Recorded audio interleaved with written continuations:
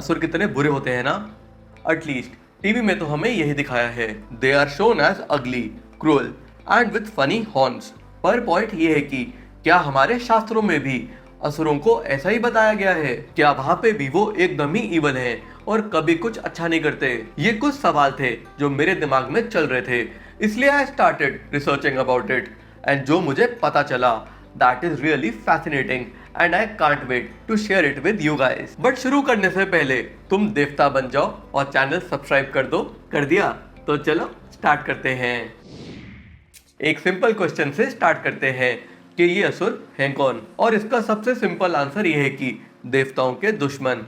और इससे भी सिंपल एक्सप्लेनेशन ये है कि देवता लोग अच्छे होते हैं और असुर लोग बुरे। ऐसे ही सिखाया ना मैं कुछ गलत बोल रहा हूँ? पर असल में देखा जाए तो ऐसा कुछ नहीं है।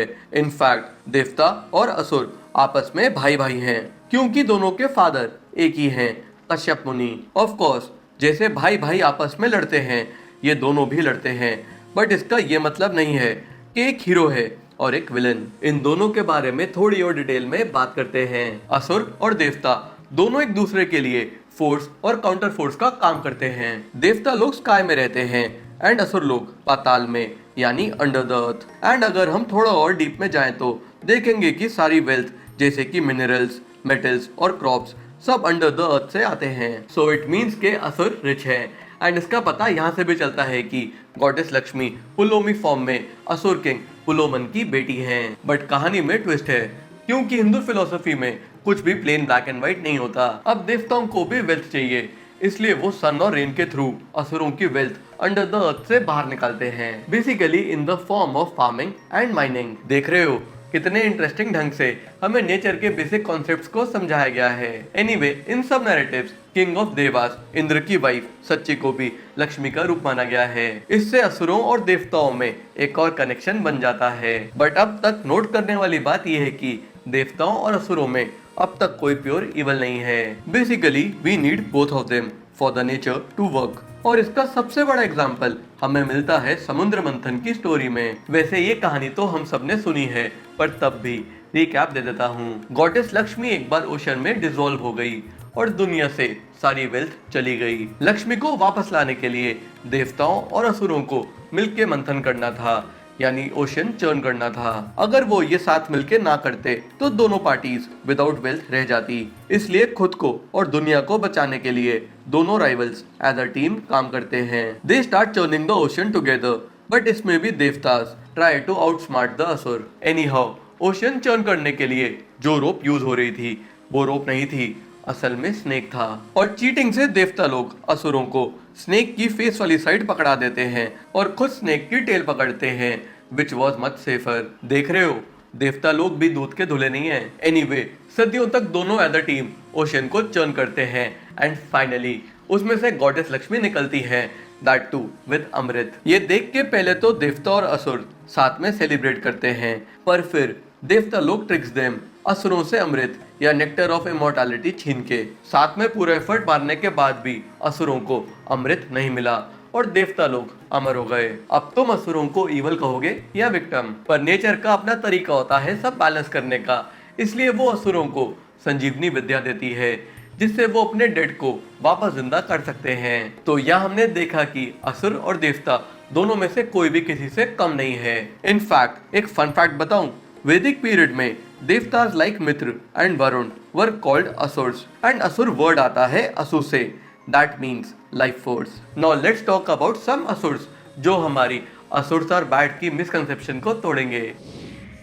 हमारे कल्चर में ऐसे बहुत सारे असुर हैं जो सबके फेवरेट हैं और कभी कभी तो देवताओं से भी बेटर लगते हैं। और ये दोनों हैं मिस्टर महाबली और मास्टर प्रहलाद। एक एक करके दोनों के बारे में बताता हूँ और स्टार्ट करते हैं महाबली से। Once upon a time there was an asura king Bali, जिसने तीनों लोगों को कॉन्कर कर लिया था। इतना ही नहीं, he was so big hearted कि वो अंधा दान किया करता था and everyone was happy under his rule. पर देवराज इंद्र को बलि बिल्कुल भी पसंद नहीं था, क्योंकि एक तो उसने इंद्र से स्वर्ग ले लिया था एंड बलि की जेनेरोसिटी देख के लोग उसे पूछते थे, इंद्र को नहीं। तब इंद्र रोते रोते विष्णु के पास जाता है हेल्प मांगने और विष्णु उसकी हेल्प करते हैं। ही टेक्स दी वामन अवतार, जहाँ पे ही इज अ ड्वार्फ फिर वो दानवीर बाली के पास जाते हैं और 3 पेसेस ऑफ लैंड मांगते हैं। बली जो बड़े बड़े दान देने के लिए फेमस था, उसे ये बहुत छोटी बात लगती है एंड ही अग्रीज। तब अचानक से वो ड्वार्फ जायंट बन जाता है और सब देखते रह जाते हैं। With his first step he covers the entire earth, with his second step he covers the entire sky. और अब उसके पास थर्ड स्टेप रखने के लिए कोई जगह नहीं बचती। At that moment without even thinking the great Bali उसे अपनी बॉडी ऑफर करता है to keep his third step. And Vishnu in Vaman form उसके सर पे पांव रखते हैं और उसे पाताल में भेज देते हैं, जो कि असुरों की जगह है। महाबली फिर पाताल में रूल करता है एंड फ्यूचर का इंद्र बनता है। Not only this, Vishnu saw how much he cared for his people, इसलिए वो उसे साल में एक बार अर्थ पे आने की परमिशन देते हैं। एंड दैट्स द टाइम जब ओनम इज सेलिब्रेटेड। अब तुम ही बताओ, कोई भी असुर किंग महाबली को इवल कहेगा?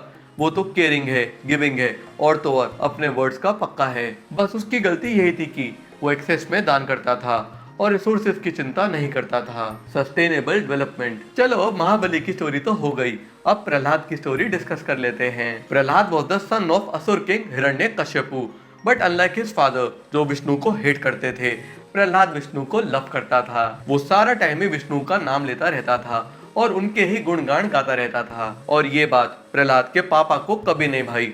उन्होंने कई बार प्रहलाद को विष्णु का नाम लेने से मना किया, पर वो नहीं माना। फिर तरह तरह से हिरण्यकश्यपु ने अपने बेटे को टॉर्चर किया, जान से मारने की कोशिश करी, पर वो कामयाब नहीं हो पाया। हमेशा प्रहलाद की भक्ति उसे बचा लेती और उसके पापा सड़ जाते। फाइनली जब हिरण्यकश्यपु ने लिमिट क्रॉस कर दी, तब विष्णु नरसिंह अवतार लेकर पिलर में से निकले। इस अवतार में वो हाफ मैन थे और हाफ लायन, और उनके नेल्स वर हिज वेपन। और ये उन्हें इसलिए करना पड़ा क्योंकि हिरण्यकश्यपु को वरदान मिला था कि उसे कोई नहीं मार सकता, ना आदमी ना जानवर, ना घर के अंदर ना बाहर, ना दिन में ना रात में, और ना ही किसी वेपन से। इस वरदान का तोड़ निकालने के लिए विष्णु टुक दिस अवतार और हिरण्यकश्यपु की चेस्ट को अपनी नेल से चीर दिया। अब प्रहलाद और दुनिया हिरण्यकश्यपु मुक्त थे, पर अब भी नरसिंह का गुस्सा शांत नहीं होता। वो अब भी पूरी दुनिया को खत्म करना चाहते हैं। तब प्रहलाद प्यार से पैसिफाइज हिम एंड उसकी बात सुन के वो शांत होते हैं। देख रहे हो यहाँ पे कैसे एक असुर विष्णु का फेवरेट बन जाता है। इनफैक्ट बहुत असुरों के लिए ये भी कहा जाता है कि वो विष्णु के द्वारपाल जय और विजय हैं and are born as asurs due to a curse. तो देखा, हर असुर बैड नहीं होता, वो भी हमारी तरह होते हैं, कुछ अच्छे कुछ बुरे। बट सोचने वाली बात यह है कि हमारे मन में ये ख्याल कहां से आया कि asurs are bad and devatas are good. चलो लेट्स डिस्कस। जैसा कि हमने डिस्कस किया, ट्रेडिशनली हम असुरों को एज इवल नहीं देखते थे, पर धीरे धीरे देखने लगे। And it happened due to the influence of Abrahamic religions like Christianity, जहां गॉड और डेविल एक दूसरे के ऑपोजिट हैं एंड सब गुड एंड बैड की बाइनरी में होता है। हिंदू ट्रेडिशंस इससे इन्फ्लुएंस तब हुए जब ब्रिटिशर्स ने हम पे राज किया। इतना ही नहीं, वो ब्रिटिश स्कॉलर्स ही थे जिन्होंने हिंदू स्क्रिप्चर्स को सबसे पहले इंग्लिश में ट्रांसलेट किया। And when they did that, उन्होंने अपने रिलीजन का फ्रेमवर्क इसमें यूज किया।